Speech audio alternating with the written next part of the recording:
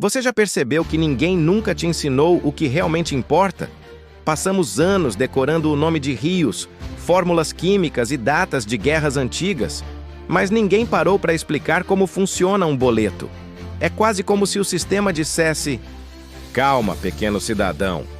Entender de dinheiro é só para quem já tem dinheiro. E assim nasce o brasileiro médio, formado em sobrevivência financeira 1.0, com especialização em pagar contas atrasadas com dignidade. A escola até te ensinou a fazer raiz quadrada de 289, mas não te contou que o banco cobra juros até sobre o ar que você respira no cheque especial.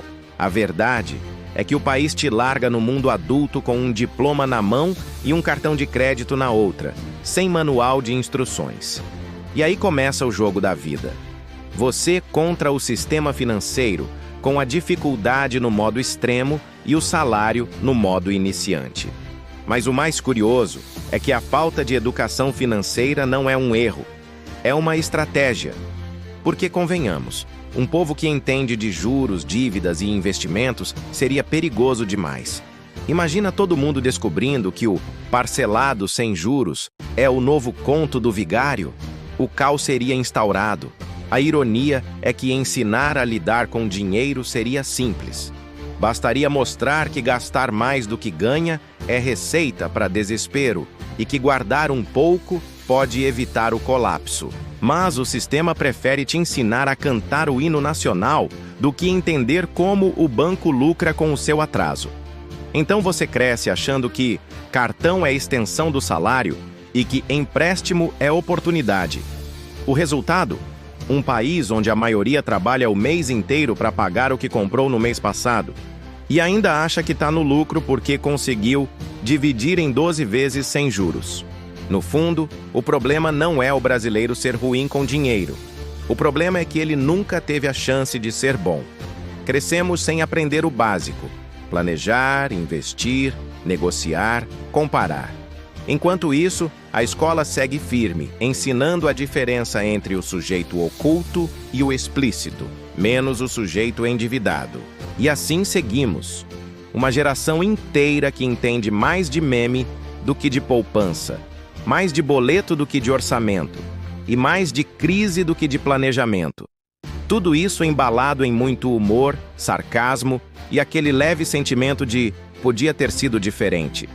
Mas calma, ainda dá tempo. Antes de culpar o passado, bora entender como a falta de educação financeira virou o maior truque de mágica do Brasil: transformar salário em fumaça e sonhos em boleto. A ilusão do dinheiro fácil.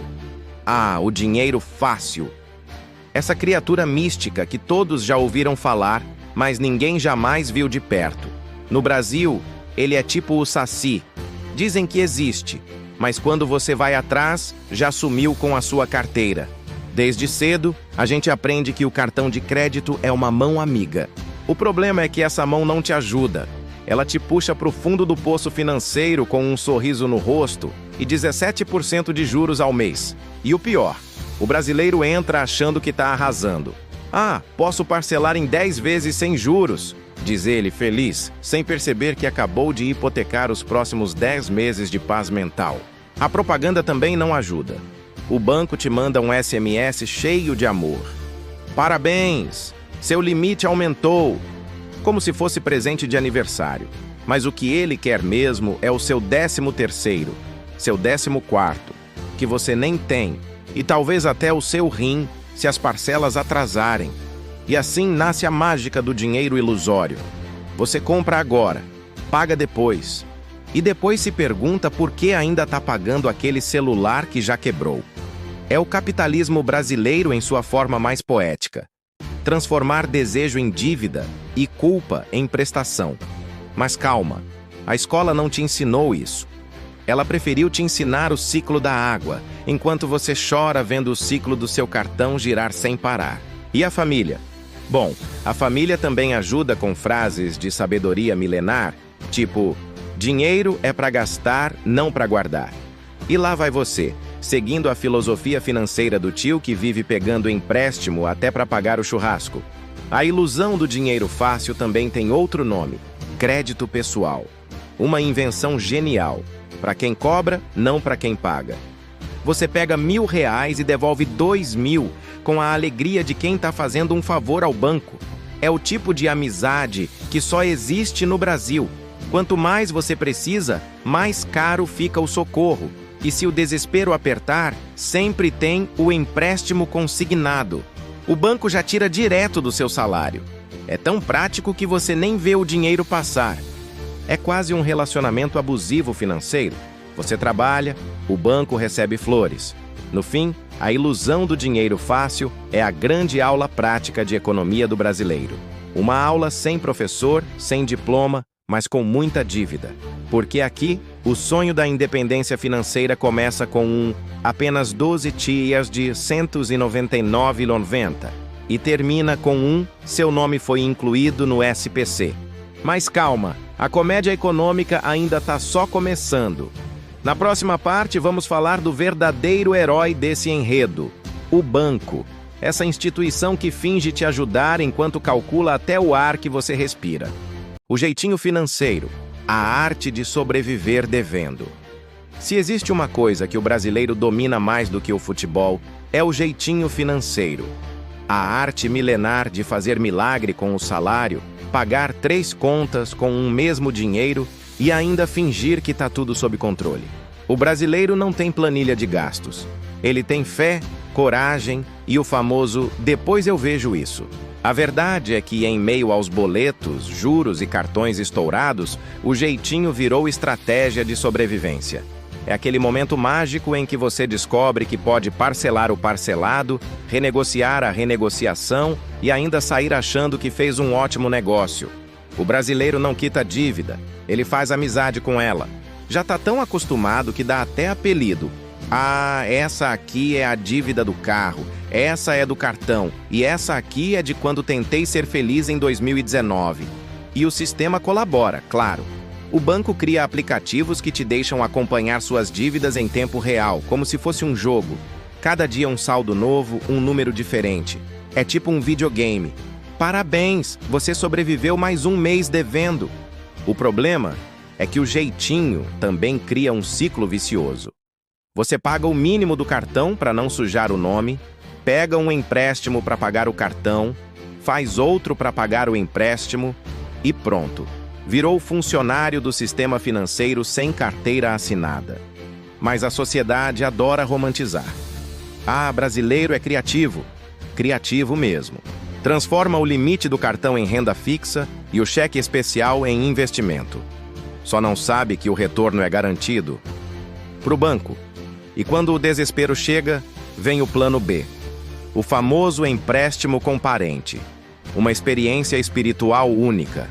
Você pede R$500 para o seu tio, promete pagar em 15 dias e ganha junto um lembrete eterno nas reuniões de família. Lembra quando te ajudei lá em 2020? Sim, tio, lembro. Foi o mesmo dia em que perdi o orgulho. E se o parente não ajuda, o brasileiro apela para a sorte. Loteria, aposta online, rifinha no WhatsApp. A esperança é a última que paga, literalmente. Porque aqui, a estratégia financeira mais popular não é investimento, é fé. Mas convenhamos, o jeitinho tem um charme. É uma mistura de desespero com criatividade. A pessoa pode estar atolada em dívida, mas ainda acha um jeito de ir no bar sexta à noite. Afinal, ninguém é de ferro. E quando o garçom pergunta se vai pagar em dinheiro ou cartão, vem a resposta clássica: pode passar no crédito, que o futuro que lute.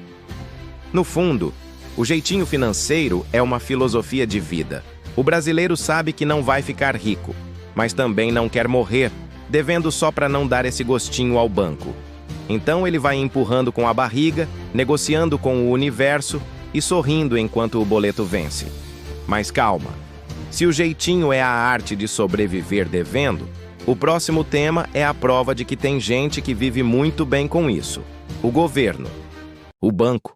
Seu melhor amigo, até o primeiro atraso. O banco é aquele amigo que aparece sempre que você tá mal, mas só para te oferecer um empréstimo com juros de fazer até o agiota chorar de inveja. Ele te abraça, te chama de cliente especial, te manda e-mails cheios de corações e emojis de dinheiro. Tudo isso até o dia em que você atrasa o pagamento. Aí o amor acaba mais rápido que salário em final de mês. Senhor, seu nome consta em nossos registros como inadimplente. Ah, que frase carinhosa. Traduzindo para o português claro, a gente te amava quando você pagava. Agora boa sorte, bebezinho.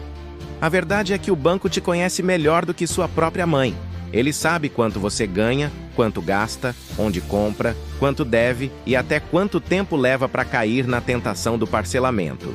E mesmo sabendo de tudo isso, ele ainda tem a audácia de te mandar aquele pop-up sedutor. Empréstimo pré-aprovado disponível. É o mesmo que oferecer cachaça para quem já está de ressaca.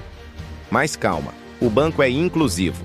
Ele tem crédito para todo mundo, desde o executivo engravatado até o trabalhador que vende quentinha. Só muda a taxa. Para o rico, 2% ao mês. Para o pobre, 18%. Afinal, justiça financeira é isso. Quem tem menos paga mais e quem tem mais ganha cashback. E quando você tenta negociar a dívida, começa o verdadeiro show de horror. O atendente diz: podemos reduzir sua dívida de R$10.000 para 9.800 se o senhor pagar à vista. Que bondade, né? Um desconto de 2% para quem não tem dinheiro nem para passagem. É quase uma pegadinha do Faustão financeiro. Mas o melhor é quando eles tentam te vender o consignado digital, uma obra-prima da malícia bancária. É rápido, sem burocracia e o dinheiro cai na hora. E realmente cai. Cai na sua conta, depois cai para pagar as contas, depois cai a sua paz. Em poucos dias, só sobra você, o boleto e a certeza de que foi feito de trouxa com estilo. E o banco ainda faz questão de parecer seu coach. Invista em você, ele diz. Só não menciona que o investimento é para ele mesmo, com seu dinheiro e seu suor.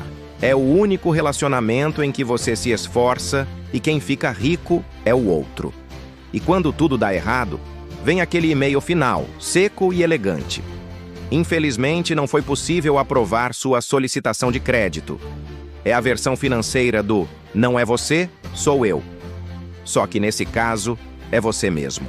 No fim, o banco é tipo aquele amigo falso que te chama para sair, te faz pagar a conta e ainda te bloqueia depois. Só que com mais zeros envolvidos e um contrato de 20 páginas.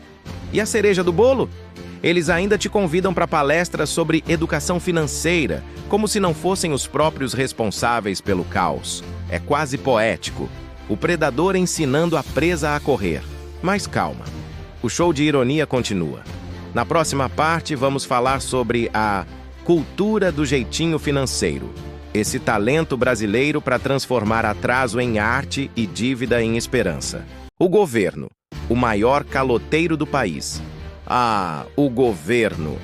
Esse personagem indispensável no espetáculo financeiro brasileiro. Se fosse uma pessoa, seria aquele amigo que vive dizendo "tô sem grana", mas aparece de carro novo todo ano. O governo é o único que consegue dever trilhões e ainda dormir tranquilo, porque diferente de você, ele nunca recebe ligação de cobrança. Enquanto o brasileiro comum se desespera com o cartão estourado, o governo trata déficit público como se fosse troco de padaria. Ah, faltaram só uns bilhões, depois a gente resolve. E resolve mesmo, imprimindo mais dinheiro, aumentando imposto ou inventando uma taxa nova com nome bonito. Contribuição emergencial temporária, eles chamam. Temporária desde 1995. Mas o mais impressionante é o talento para a sonegação institucionalizada. Quando é o cidadão que não paga o imposto, vem multa, juros, protesto, ameaça de bloqueio de conta. Agora, quando é uma grande empresa amiga do poder, o termo muda. Chama-se refis. É tipo um programa de fidelidade do calote. Deixa de pagar agora e ganha desconto depois. E o brasileiro, claro, é quem paga a conta. Literalmente. Enquanto o governo perdoa dívidas bilionárias, você tá ali, brigando para não perder o nome por causa de R$80 no cartão da farmácia. É a seletividade fiscal em sua forma mais pura. O pobre paga, o rico parcela e o político desvia. E tem mais. O governo adora dar lição de moral. Fala em responsabilidade fiscal, em equilíbrio de contas, enquanto gasta milhões com coffee break e publicidade para dizer que está economizando. É tipo o sujeito que posta no Instagram vida simples, mas mora num triplex com piscina aquecida. E quando o buraco aumenta, a culpa é sempre de outro. A gestão anterior, a crise internacional, a pandemia, o alinhamento de Mercúrio retrógrado. O importante é nunca assumir que o país está quebrado há décadas, porque quem devia gerir o dinheiro público trata o orçamento como se fosse cheque em branco. A ironia é que o brasileiro é cobrado por cada centavo, paga imposto até para morrer, literalmente, tem taxa até para enterrar o corpo, mas quando o governo desperdiça bilhões, ninguém é responsabilizado. É o famoso erro técnico, o tipo de erro que sempre cai para cima. E o melhor, quando prometem ajuda ao povo, a coisa vem com mais juros que empréstimo consignado. Auxílio emergencial? Lindo no discurso. Na prática, você ganha 600 e paga 800 de aumento no preço da comida. É o Robin Hood ao contrário. Tira do pobre para dar para o sistema. Mas calma, a comédia fiscal ainda não acabou. No próximo ato, a gente vai falar de um personagem fundamental nessa ópera da dívida. O brasileiro comum. Esse sobrevivente que faz milagre com o pouco que sobra e ainda consegue sorrir no meio do caos. O brasileiro. Sobrevivente profissional da economia. Se houvesse uma Olimpíada da sobrevivência econômica, o brasileiro levaria ouro, prata e bronze. E ainda venderia as medalhas para pagar o aluguel. O brasileiro é, antes de tudo, um ser adaptável. Ele vive em um país onde o preço do tomate muda mais rápido que a previsão do tempo. E mesmo assim, consegue sorrir e postar fé em Deus nas redes sociais. Enquanto em outros países, as pessoas fazem planos de aposentadoria, aqui o plano é sobreviver até o próximo boleto. O brasileiro não tem fundo de investimento, ele tem fundo do poço. E mesmo lá, encontra um jeito de abrir uma caderneta de poupança emocional, guardando um restinho de esperança e uma boa dose de ironia. O mais impressionante é o talento para administrar o nada. O salário entra e já sai com mais pressa que político em coletiva de imprensa. A pessoa recebe o pagamento na sexta e no sábado, o extrato bancário já parece um campo de batalha. É débito para tudo quanto é lado. Aluguel, luz, mercado, internet, Pix pro amigo, delivery de pizza, só para descontrair. E quando o dinheiro acaba, o brasileiro não se desespera. Ele se reinventa. Vira motorista de aplicativo, faz bolo para vender, conserta celular, faz faxina, entrega marmita e ainda arranja tempo para rir da própria desgraça no Twitter. É o único povo do mundo que consegue transformar tragédia econômica em meme viral. Mas o mais curioso é que, apesar de tanta dificuldade, o brasileiro ainda acredita. Acredita que vai melhorar no ano que vem, que dessa vez vai sobrar um dinheirinho, que agora vai dar certo. É uma fé inabalável, não em Deus, mas no 13º salário. E quando o assunto é dívida, o brasileiro é um artista. Consegue equilibrar 3 boletos vencidos, um cartão estourado e ainda manter o sorriso no rosto. Paga o mínimo, renegocia, parcela e, de alguma forma mística, nunca deixa tudo desabar completamente. É o dom da gambiarra financeira. Até o vocabulário muda. Tô liso vira expressão nacional. Sem grana é identidade cultural. E a frase "me chama depois que cair o pagamento" substitui qualquer compromisso social. É um idioma próprio, criado a partir da convivência com a escassez. Mas o mais genial é como o brasileiro consegue rir disso tudo, porque rir é o único luxo que ainda não foi taxado. Ele faz piada com a inflação, com o preço da gasolina, com a conta de luz, com o governo, e no fundo, rir é a última forma de resistência. É o grito disfarçado de gargalhada. No fim das contas, o brasileiro é o protagonista de um drama que seria trágico se não fosse tão engraçado. Ele vive de improviso, sonha parcelado e espera o milagre do Pix cair para poder respirar. É a versão realista do "vai dar certo", dita com um sorriso cansado, mas sincero. E se o brasileiro é o sobrevivente dessa novela econômica, o último ato é o grande plot twist. Como o sistema mantém todos presos nesse looping sem fim. O ciclo que nunca acaba. O Brasil preso no modo sobrevivência. O brasileiro acorda todo dia acreditando que agora vai, que dessa vez vai sobrar um troco, que o salário vai render, que o governo vai ajudar, que o país vai melhorar. Mas o agora vai do Brasil é tipo o segunda eu começo da academia. Uma promessa bonita que nunca sai do papel. A roda gira, mas gira em falso. O pobre continua apertado, o rico continua blindado e o meio termo continua tentando entender se ainda existe. É o looping da economia tupiniquim, onde o cidadão trabalha o mês inteiro para pagar contas que já vêm com juros do futuro. No Brasil, a vida financeira parece uma série ruim que você assiste porque já começou e quer saber se um dia melhora. A primeira temporada foi promissora, carteira assinada, 13º, talvez um carro usado. Mas logo veio o aumento da gasolina, a inflação, o desemprego, os cortes e a trama virou drama. Enquanto isso, a política faz seu papel de figurante barulhento. Um promete reforma, o outro culpa o antecessor. E todos fingem que não veem o enredo principal. O brasileiro tentando sobreviver com um salário que dura menos que a bateria do celular. E o sistema? Ah, o sistema! Esse é o verdadeiro roteirista. Ele escreve um script onde o cidadão já nasce endividado e cresce, acreditando que o problema é ele. Que se está devendo é porque não sabe economizar. Que se ganha pouco é porque não se esforçou o bastante. É a grande ilusão nacional. Fazer o trabalhador se sentir culpado por um jogo que ele nunca teve chance de vencer. A educação financeira é quase inexistente. Ninguém ensina o que é juros, crédito, investimento ou planejamento. O que se aprende mesmo é a arte do improviso.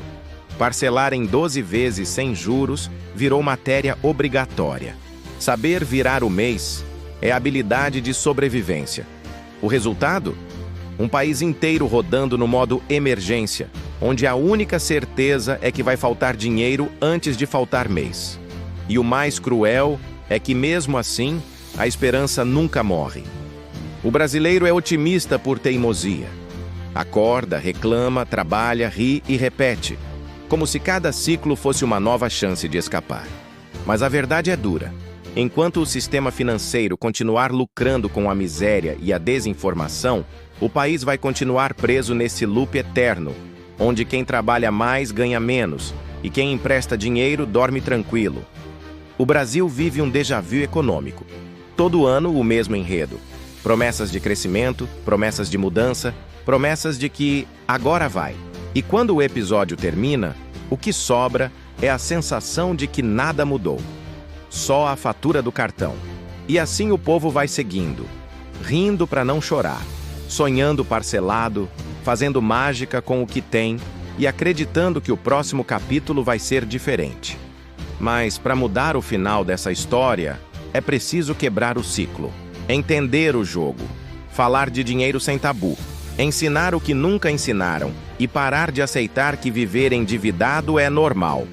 Porque enquanto o Brasil continuar achando que se virar é sinônimo de vencer, o sistema vai continuar vencendo e a gente pagando. Se esse vídeo te fez pensar, se inscreve e compartilha, porque entender o problema é o primeiro passo para mudar o final dessa história.